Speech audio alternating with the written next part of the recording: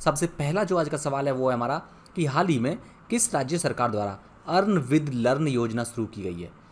साथियों, earn with learn जैसा कि ये नाम से ही समझ में आ रहा है, यानी कि अर्निंग करना लर्निंग के साथ में, यानी कि सीखते हुए कमाना। तो साथियों, इसका जो सही आंसर है वो है त्रिपुरा। देखिए, त्रिपुरा सरकार एक योजना लेके आई है साथियों। इस योजना के तहत जो त्रिपुरा के जितने भी कॉलेजेस हैं, उन कॉलेजेस के 3rd ईयर के छात्रों को एक काम टास्क दिया जाएगा और उनसे कहा जाएगा कि आप त्रिपुरा के सभी स्कूलों की सभी कक्षाओं में जाओ और वहाँ पर एक सर्वे करो और ये पता लगाओ कि कितने छात्र ड्रॉप आउट हो रहे हैं। समझ में आया? एक चीज़ याद रखिएगा, इस काम के लिए इन छात्रों को जो ये सर्वे करेंगे उनको 500 रुपये भी दिए जाएंगे। ठीक है, तो ऐसा नहीं है कि फ्री में कराया जाएगा। इससे होगा ये कि जो ड्रॉप आउट छात्रों का पता लगेगा और उनको दोबारा से एनरोलमेंट कराया जा सकता है, उनको दोबारा से स्कूल में लाया जा सकता है। क्लियर? ये रहा त्रिपुरा का मैप और यहाँ पर त्रिपुरा के बारे में मैंने कुछ जानकारी दी है। इसकी जो बाउंड्रीज त्रिपुरा की लगती है यहाँ ऊपर और बांग्लादेश से लगती है, इधर आसाम से, नीचे इधर मिजोरम से त्रिपुरा का मैप है। त्रिपुरा के बारे में बात करें साथियों तो अगरतला इसकी राजधानी है, मणिक साहा मुख्यमंत्री है, राज्यपाल इसके सत्यदेव नारायण आर्य हैं। जनजाति इसकी त्रिपुरी, रियांग, जमातिया, ये इसकी जनजाति हैं और इसके कुछ जो प्रमुख लोक नृत्य हैं वो हैं गरिया, होजागिरी, झूम है, हॉक डांस और संगराई। इनको याद रखिएगा आप लोग। इसके अलावा जो प्रमुख उत्सव हैं यहाँ के, जो अक्सर सवालों में एग्जाम में सवाल पूछे जाते हैं, वो हैं गरिया पूजा, अशोकाष्टमी, नीरमहल, खारची महोत्सव, अभी कुछ दिन पहले ही ये न्यूज में था, और इसके अलावा पिलक त्यौहार। तो ये पूरी जानकारी हमने डिस्कस करी। नेक्स्ट है, रक्षा मंत्रालय ने कब तक 1.75 करोड़ रुपए 1.75 करोड़ रुपए के रक्षा उत्पादन का लक्ष्य रखा। तो साथियों, आपसे ये पूछा गया है कि रक्षा मंत्रालय ने अभी अपने डिफेंस प्रोडक्शन का एक लक्ष्य रखा है कि हम इस वर्ष तक 1.75 करोड़ रुपए का रक्षा उत्पादन करेंगे। तो साथियों, इसका जो सही आंसर है वो है 2025। साथियों, रक्षा मंत्रालय ने अभी कहा है, एक घोषणा करी है कि वो 2025 आते आते 1.75, ठीक है, 1.75 लाख करोड़, सॉरी ये लाख करोड़ है साथियों, यहाँ पर मैंने करोड़ रुपए ही लिख दिया है, ये लाख करोड़ है। 1.75 लाख करोड़ रुपए का लक्ष्य रखा है और जिसमें इन्होंने कहा है कि इसमें से हम 35,000 करोड़ रुपए का क्या करेंगे, एक्सपोर्ट करेंगे अपना रक्षा उत्पादन को। और इन्होंने कहा है कि इसमें से जो 1.75 लाख करोड़ का जो उत्पादन किया जाएगा उसमें से 70 से 80% वो हमारे सार्वजनिक क्षेत्र के जो उपक्रम हैं उनसे बनाया जाएगा, उनसे निर्माण किया जाएगा, उत्पादन किया जाएगा। और ये जो घोषणा करी है, ये भारत के जो प्रमुख एक जो उद्देश्य है वो है आत्मनिर्भर भारत बनाना, उसके तहत इस लक्ष्य को प्राप्त करने के लिए कहा गया है। क्लियर? नेक्स्ट है, दुनिया की सबसे कम उम्र की एनालॉग एस्ट्रोनॉट कौन बन गई है। एनालॉग के ट्रेनिंग में इन्होंने एस्ट्रोनॉट में अभी इन्होंने ट्रेनिंग हासिल करी थी साथियों, ये जो हैं। और इसका जो सही आंसर है वो जानवी डांगेती है इनका नाम। नासा के कुछ एक ग्रुप में जाकर के इनको बुलाया गया था और कुछ अन्य लोगों के साथ में इनको ट्रेनिंग दी गई थी एनालॉग एस्ट्रोनॉमी में, जिनमें एक सबसे कम उम्र की अब ये बन गई हैं। इन्होंने ये इतिहास रच दिया है साथियों। अंतरिक्ष यात्री प्रशिक्षण केंद्र AATC से इन्होंने एनालॉग अंतरिक्ष यात्री कार्यक्रम को पूरा करने वाली सबसे कम उम्र की ये व्यक्ति बन गई हैं कोई भी, ठीक है ना। तो ये 19 वर्ष की हैं, ये जानवी डांगेती इनका नाम है और दक्षिण पोलैंड के क्राको में ये इन्होंने ट्रेनिंग हासिल करी थी 14 से 25 जून के बीच में, ठीक है, 2 सप्ताह की थी। नासा के बारे में जानकारी हासिल करें तो देखिए, इसका जो हेडक्वार्टर है वो वाशिंगटन DC में है, US में। 29 जुलाई 1958 को US में इसकी स्थापना की गई थी और उस समय किसके द्वारा की गई थी, वो थे ड्वाइट डी आइंसनहावर के द्वारा। अभी जो इसके प्रशासक यानी कि जो नासा के अध्यक्ष होते हैं साथियों, उनको प्रशासक बोला जाता है। इसके प्रशासक हैं अभी स्टीव और बिल नेल्सन। देखो, ये कुछ मोस्ट इंपॉर्टेंट मिशन हैं नासा के, ये हैं capstone mission, da Vinci mission और डाइट मिशन। इनको आप ये लोग याद रखिएगा, अक्सर सवालों में बनते हैं ये। नेक्स्ट है, भारत ने एशियाई अंडर 20 कुश्ती चैंपियनशिप में कुल कितने पदक जीते हैं। तो साथियों, ये जो एशियाई अंडर 20 कुश्ती चैंपियनशिप हाल ही में संपन्न हुई है और ये कहाँ पर आयोजित हो रही थी, ध्यान रखिएगा, ये बहरीन के मनामा में ये आयोजित हो रही थी साथियों। और भारत ने कुल 22 पदक जीते हैं। कितने पदक जीते हैं? 22 पदक भारत ने जीते हैं। इसमें बहुत अच्छा प्रदर्शन रहा है भारतीय पहलवानों का, बहरीन के मनामा में, याद रखिएगा आप लोग। हम अभी मैपिंग भी देखेंगे, जिसमें से 22 पदक में से 4 स्वर्ण पदक हैं, 9 रजत पदक हैं, 9 कांस्य पदक हैं। और पुरुष और महिला की दोनों ही कुश्ती टीम उन्होंने भारतीय जो टीम है वो दूसरे स्थान पर रही है, पुरुष और महिला दोनों ही कुश्ती टीम। आप देखो मैंने ये सारे यहाँ पर पदक की लिस्ट दे दी है, लेकिन आपको इतना कुछ याद करने की जरूरत नहीं, केवल जो गोल्ड है उनको याद रखिएगा। गोल्ड किस किसने हासिल करा है? प्रियंका ने 65 किलोग्राम की कैटेगरी में, एरंजू ने 68 किलोग्राम की कैटेगरी में, अंतिम और सुजीत, इन 4 गोल्ड को याद रखिएगा किस किसने जीते हैं। अब देखिए यहाँ पर ये बहरीन का मैप है, आप यहाँ देख सकते हैं ये बहरीन है और ये फारस की खाड़ी है, ये ओमान की खाड़ी है, यहाँ पर लाल सागर है, ये यमन है, ये ओमान है। ठीक है, इस फारस की खाड़ी में कुछ और देश भी हैं, जैसे यूएई, दुबई तो एक शहर है यूएई का, इसके अलावा कतर, कुवैत, यहाँ पर ये सऊदी अरेबिया है, ये लाल सागर है साथियों, और यहाँ पर ये स्वेज नहर है, इधर से निकल के ये भूमध्य सागर है।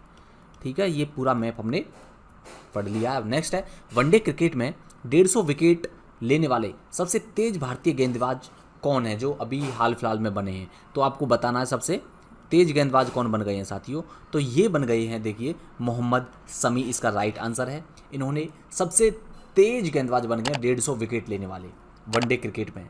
ठीक है ना, ध्यान रखिएगा। और कितने मैचों में लिए हैं इन्होंने? 80 मैचों में। देखिए अब तक है ना, मैं आपको बता दूं साथियों, अब तक जो है केवल 3 भारतीय ही हैं जिन्होंने सबसे तेज गेंदबाज बने हैं ये 150 विकेट लेने वाले। मोहम्मद शमी ने 80 मैच में लिए थे, इससे पहले अजीत अगरकर और जहीर खान भी ले चुके हैं। अजीत अगरकर ने 97 खेलों में और जहीर खान ने 103 मैचों में ये जो है रिकॉर्ड हासिल किया था इन्होंने।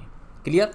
तो चलिए नेक्स्ट है, ये इंपॉर्टेंट सवाल है आज का कि the McMahon line a century of discord, ये पुस्तक अभी चर्चा में है, इसका विमोचन किसके द्वारा किया गया है? साथियों ये जो सबसे पहले हम बात करते हैं इस पुस्तक के बारे में। देखिए ये पुस्तक जो है, जो मैकमोहन लाइन और चीन के साथ में भारत के जो संबंध है मैकमोहन लाइन पर, उसके बारे में इसमें पूरा लिखा गया है। और ये जो राजेंद्र विश्वनाथ अर्लेकर हिमाचल प्रदेश के ये राज्यपाल हैं, इन्होंने इसको विमोचन किया है। और ये लिखी गई है, ये जो अरुणाचल प्रदेश के पूर्व राज्यपाल और पूर्व सेनाध्यक्ष रहे हैं जनरल जे सिंह, याद रखिएगा किसके द्वारा लिखी गई है साथियों? ये जनरल जे सिंह पूर्व सेनाध्यक्ष रहे, उनके द्वारा ये लिखी गई है। भारत चीन सीमा विवाद पर इसमें उन्होंने अपने अनुभव को साझा किया है।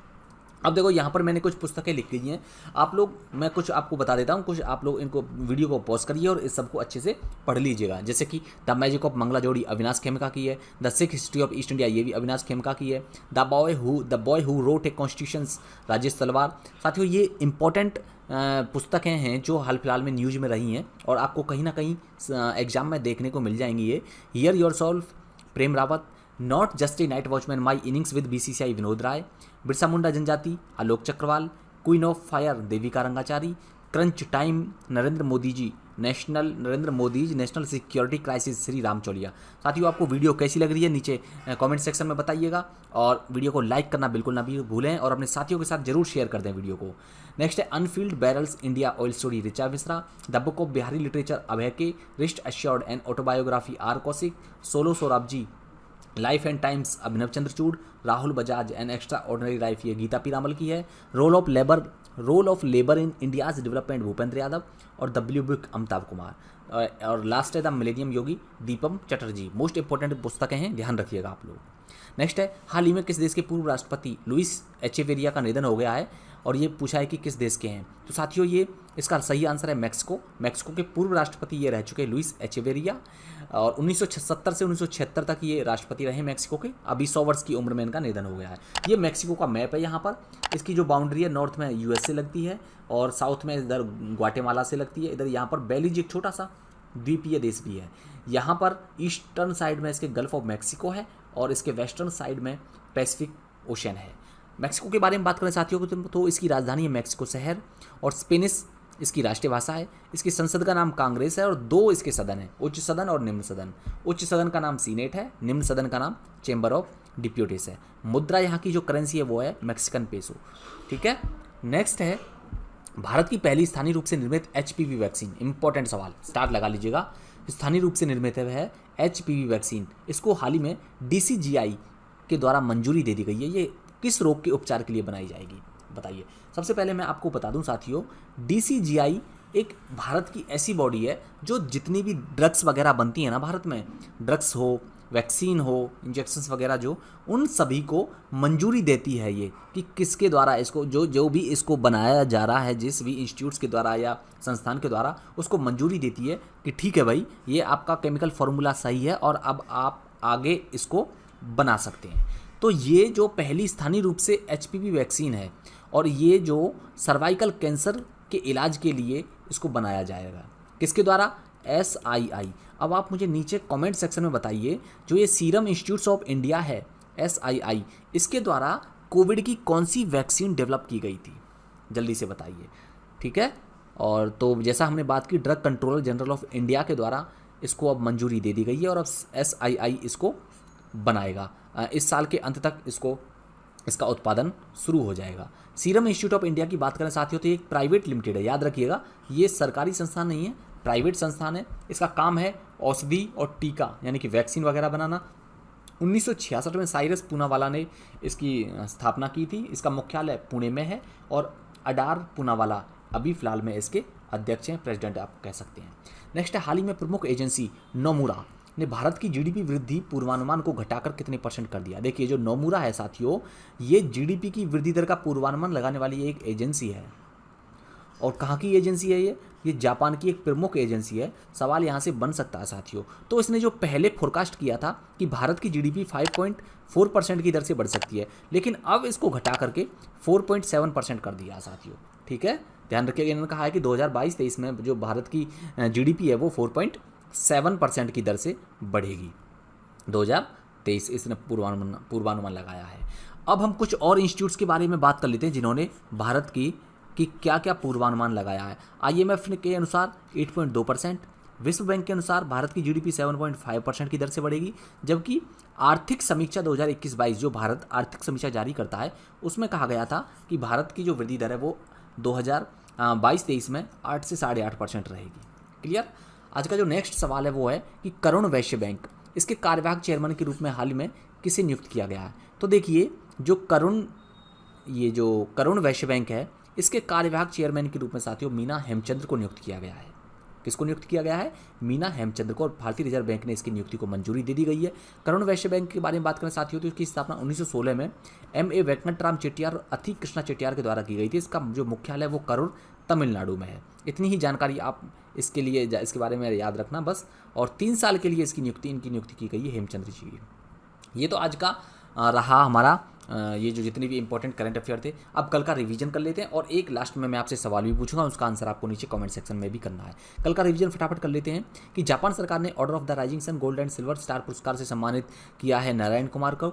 नेक्स्ट है, सांख्यिकी और कार्यक्रम कार्यान्वयन मंत्रालय द्वारा जारी आंकड़ों के अनुसार उपभोक्ता मूल्य सूचकांक पर आधारित खुदरा मुद्रास्फीति इस साल जून में घटकर कितने % आ गई है? तो साथियों ये आ गई 7.04%। नेक्स्ट है, संपत्ति कर अनुपालन पर आवासीय कल्याण संघ के लिए प्रोत्साहन योजना, ये योजना शुरू करी है दिल्ली सरकार के द्वारा। नेक्स्ट है, देश के 75वें स्वतंत्रता दिवस पर केंद्र सरकार द्वारा जो राष्ट्रव्यापी अभियान शुरू किया गया उसका नाम है हर घर तिरंगा। नेक्स्ट है, कागज़ के प्रमुख उत्पादों के लिए जो आयात के लिए नई जो प्रणाली लागू की गई है, कागज़ आयात निगरानी प्रणाली, ये प्रभावी होगी साथियों 1 अक्टूबर 2022 से। नेक्स्ट है, राष्ट्रीय फैशन प्रौद्योगिकी संस्थान निफ्ट का 17वां परिसर पंचकुला में इसका उद्घाटन हाल ही फिलहाल में पीयूष गोयल और यहाँ के हरियाणा के CM खट्टर जी ने किया गया है। जो अगले राष्ट्रमंडल खेल होंगे उनमें BCCI के द्वारा जो 15 सदस्यीय टीम नियुक्त की गई है, उस टीम का नेतृत्व करेंगी हरमनप्रीत कौर। नेक्स्ट है माहिला क्रिकेट टीम का, ठीक है। नेक्स्ट है, हाल ही में प्रधानमंत्री नरेंद्र मोदी ने आधिकारिक तौर पर देवघर में कितने रुपए की निर्माण परियोजनाओं का उद्घाटन किया है? ये 16,800 करोड़। देश का पहला कार्बन न्यूट्रल हवाई अड्डा लेह। नेक्स्ट है, हाल ही में यूरोपा फोर्ब्स के प्रमुख किसे नियुक्त किया गया? तो ये नियुक्त किया गया है प्रतीक पुटा को। और आज का सवाल जिसका आंसर आपको कमेंट सेक्शन में जरूर करना है साथियों। तो इसी के साथ में वीडियो का एंड करते हैं। उम्मीद करता हूँ आपको वीडियो पसंद आई।